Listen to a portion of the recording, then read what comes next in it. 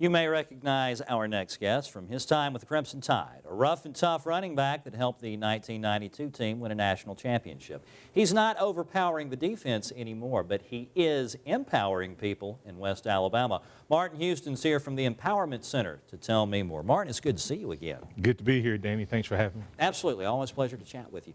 Tell us a little bit about the work that you're doing over there, particularly with leadership in the workplace. Well, the Empowerment Center has three markets. We deal with faith-based marketplace in schools, and referring to the marketplace, we're working to do pep talks, which are 1 hour lunch and learn type of presentations where we're dealing with character-based leadership, dealing with things about buy-in, diversity, excellence, servanthood, those character-based things that are important outside of just having competence in doing your job. Ah, there we go. So and we hear about all these intangible qualities that employers are looking for now. Employers really want the move. Yeah.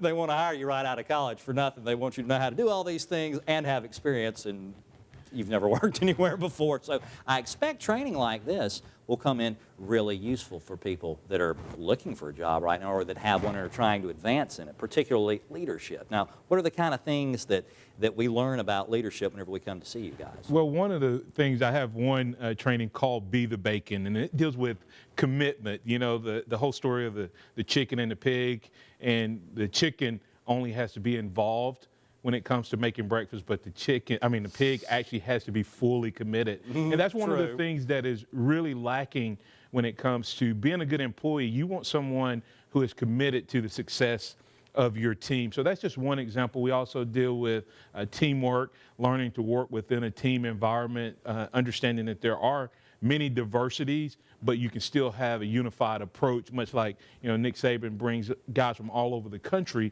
but because they have a common goal, they have common values, they're able to move together toward accomplishing one common goal. It's a uniter. Yes, absolutely. Everybody ends up being on the same page. Absolutely. All right, and you guys will be talking about this at a luncheon. Tell us about that. Well, every third Thursday of the month, we're hosting what's called Converge Business Luncheon in partnership with Moody Radio South, and it's open to any and all individuals in the marketplace, whether they're in a leadership position or not, have a time of networking, a short character-based teaching about how to be a leader, the right kind of leader in your workplace, and then of course there'll always be some eating going on at the luncheon. Especially with the chicken and the pig story. Absolutely, and the first one we're launching next Thursday at First Wesleyan Church at 11:30 will be the first one that we're having, but we'll host it the third Thursday of each month. All right, and a little bit down the road towards the end of summer, you've got a really fun fundraiser that you're going to be doing too, right? Yes, we're a nonprofit. We're doing leadership